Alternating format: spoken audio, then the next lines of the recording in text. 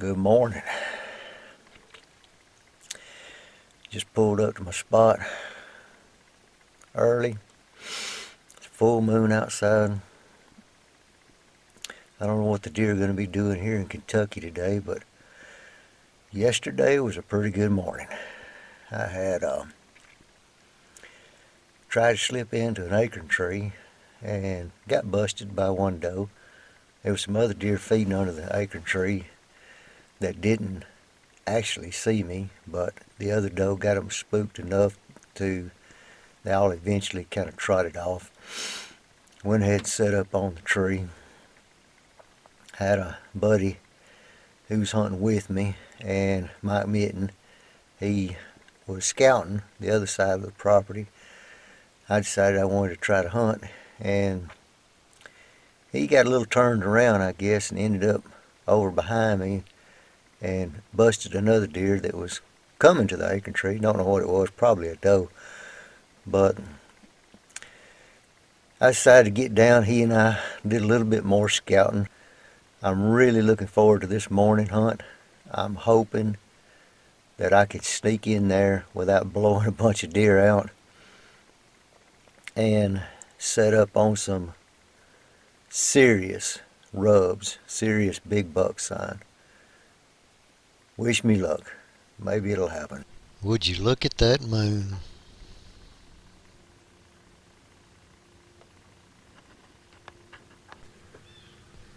As soon as I got in my tree stand and got settled, I hear footsteps coming out of the bed area. And this joker must have heard me and decided he was going to come out there and show his dominance. He had worked a scrape and rubbed a tree. I couldn't get it on video, but I could hear him. And that's actually what got my attention. I started looking this direction, then I spot this joker. He stood there for a long time, looking around, I guess trying to see what he thought was another buck. I had broke a couple of limbs, trying to be quiet. I guess I shook the tops of them a little bit too much when they dropped to the ground, and apparently he thought another buck was out there. Man, when you hunt close to a bed area, it can happen so quick, and if you're not on your toes, they'll catch you off guard every time. Later on, these does started easing in. It's probably a couple of hours later, and they mill around in front of me. This acorn tree's dropping a few little acorns, not many. Most of the acorns has done fell out. I don't know why they drop so early in some places, and other places I hear are just loaded with them. So I guess you take what you got when you can find it. In an area where you don't have a whole lot of acorns, when you do find a tree here and there dropping, they have a tendency to swing by them a little more regular. But these does picked up a few acorns, hung around quite a while, and it's kind of interesting what this the doe in the back apparently is the mom. This one here is actually a fawn. These Kentucky deer fawns are as big as our adult does. I mean, they are just healthy. But the mama doe, she looks like she's a pretty old doe.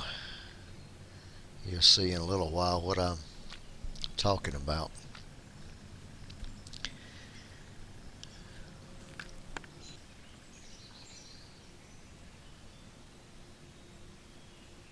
She's constantly sniffing the air, checking everything out. Now you think that she's getting wind of me right here, but I'm telling you the wind is perfect for me. And I figured out what she's trying to smell is that buck. And I believe that's exactly what she's smelling is that buck that came out there, made that scrape, rubbed that tree, stood around for a while, and she's still smelling him. She's looking that direction. So I'm convinced 100% that she's studying that buck about as hard as she can study. She does this for quite a while. You can look and see her ribs. Sunlight hits them pretty good. And looks like she's just malnutrition, but I think she's just an old doe. Looking at the way she behaves, sniffing that air, she ain't got no interest in that buck, so she's extra cautious. She don't want that thing chasing her around, I guess. She got 2 fawns with her. That other one's catching on pretty fast. You can see it's sniffing the air and looking that direction as well, picking up on what Mama's teaching her.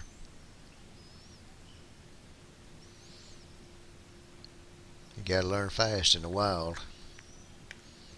If you don't, you won't survive.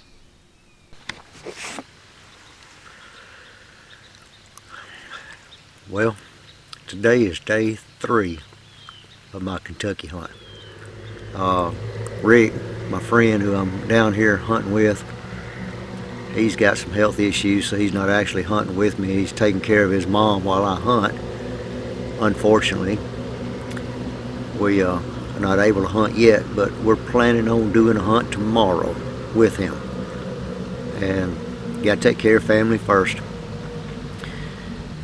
I'm thinking about going down there again today. I can set up in a different location with a south wind. I got a south-southwest wind right now. I've got 2 different locations in mind. One totally new spot, or go to the spot where I saw the 140 and the 130. Mike this morning passed up a 140, so it's making me have second thoughts about whether I want to try to hunt that 140 or not. He seems to think that there's bigger deer in the area. He lives in Kentucky, so a 140 to him is not what he's after. Me, being from Alabama, on the other hand, would love another 140. I've got a couple of 140s, but you know what? It's hard for an Alabama boy to be picky. We're just not used to hunting big deer. And I'm gonna try to hold out for a big deer, what he would call a big deer. We'll see. There's some down here, I think. I mean, there's some gigantic rubs on trees, huge tracks, droppings, you name it. It's got all the big deer sign you could ask for. Question is,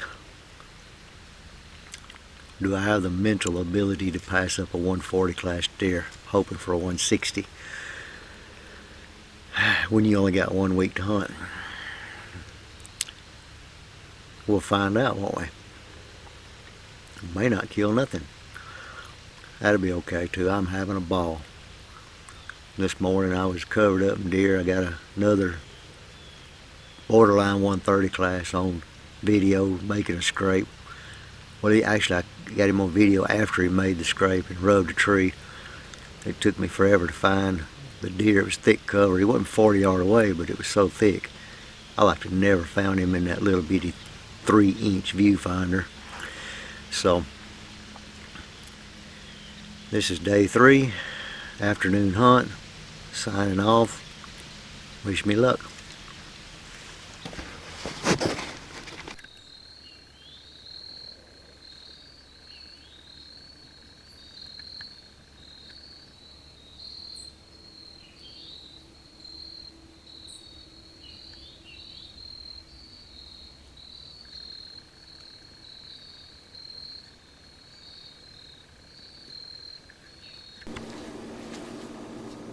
Is this gun season or bow season? Bow season. I got no muzzleloader back there. Why can't we take that down there and put an air down in it and shoot the vet? You think he'd reach out there about 100 yards? They might work. You know, I had 3 does within bow range today. They came up right up under the tree. You know, you got enough we got to try out. Well, it's hard to shoot a doe when you're looking at a. How much do you think that deer will score that I videoed? Let me see. Maybe 130? Yeah, really. Every bit of 130? It's hard to shoot a doe when there's 130 out there, and then there's one bigger than it. That other one I know go one. I done been there too, but That other one I know go 140. And he was so fat he looked like a cow walking across that field. Belly just bulging out on both sides. really. You let a whole lot of does go you didn't want to let go over the years. Well. It ain't over yet. I saw a coyote too. And then I had them howling like crazy right there at dark. Did you say that deer was in the bean field? Yes, sir. He was walking dead across the middle of that bean field. The big one. And it was early. It was a long time before dark. The sun was still on the field. It wasn't nowhere even close to shade. And driving in, huh? No, I was asking if he's going back to the Yeah, same I'm going back to place. the same place I went this evening. He's in a hot spot. He's Sounds got. like you are too. Well, I'm in a place where you can I'll see tell you deer. what, He's in a place where you can kill deer. Yeah, There's a big difference. yeah, there he is. But I wanted to. I can move now. I think I can move to a place I can kill a deer. Yep. Knowing what I know now. It's all about doing your homework. Getting My a little bit, boys. find out where they're moving. Gotta get bow range. Ain't like a gun. Got to get in the kill spot, ain't you, Mike? I think that little funnel I'm in will get, I think them deer come from the woods behind, or, like same size of truck. We'll cross that in the morning and slip up there on that thicket. did you go to that, over on the hill where the old stands up in the tree? No, I mean, I went, let me show you. That'd be the easiest. Okay, if you go to the house place, The old house. we parked the same place. Mm-hmm. Yeah. Then there's a little gap, and you can see another field back to the right of us, but we're going, like if you go straight, I went to the end of that little field that's to your left, and then there's another little field behind it. Okay, when you get down to the end of that, you got like a little strip of woods that almost connects. You just got a roadway separating the woods. Yeah. I'm in that little gap right there. Yeah. The next field is a bean field, but its beans are little bitty. It's like they didn't grow good or something. Yeah. And that's where that other blind's at. Is that your blind there? My old blind is as you get out of there, you go over this hill here down and across the ditch and kind of go up the hill. It's up built up on legs, and it's been there for a long time. We went by it, and it's growed up. Bushes all growed up pretty much to the windows on that thing now. Yeah. Sets up on a high hump overlooking that bottom. Yeah. And there's a barn close by Well, that's that ain't down. a good picture of it, but is that it? I mean, you Yeah. don't tell. Yeah. Yeah. A lot of deer down there. We were sitting up there one day. Martha, she's a good woman, but she's got to have her way and everything. You don't know nothing, but she knows more about it than anybody else. Now I'm not fussing at her because I don't like her.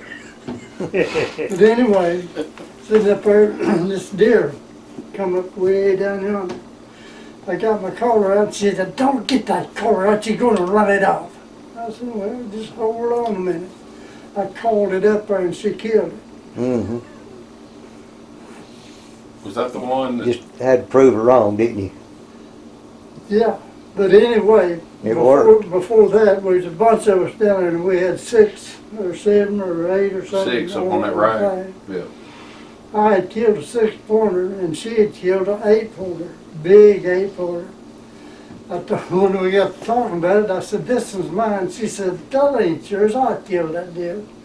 I said, "I don't see your name on it." She went up there and pulled that hoof wide, and she had charged her initials on that hoof.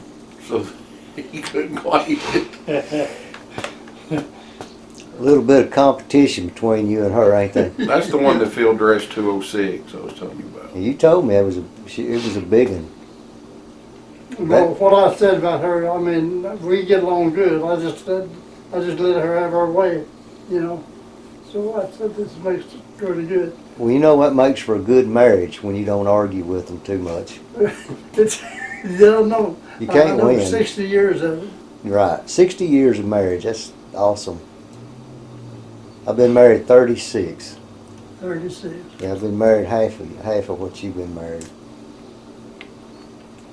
Maybe we'll get 60. You go ahead and eat your supper, and I'll get back in the house and get out of the way.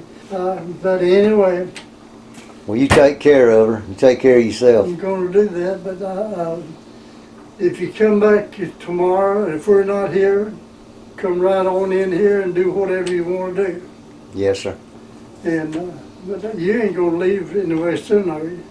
No, sir. I'm gonna be here, hopefully all week long. That'd be a good deal. How long you going to make it? I don't know. You get I'm playing it by ear. Other son. Yeah. I should be around this area until I croak. You know us well enough still to come here and do whatever you want to do. If Yeah. we're not here, which I ain't supposed to be over with her, right, this thing right here. My nose is running like a sugar tree right now, and I just got to get this darn thing off. But anyway, You'll have it off tomorrow, won't you? you dead going right. It'll be good sitting around talking stories tomorrow.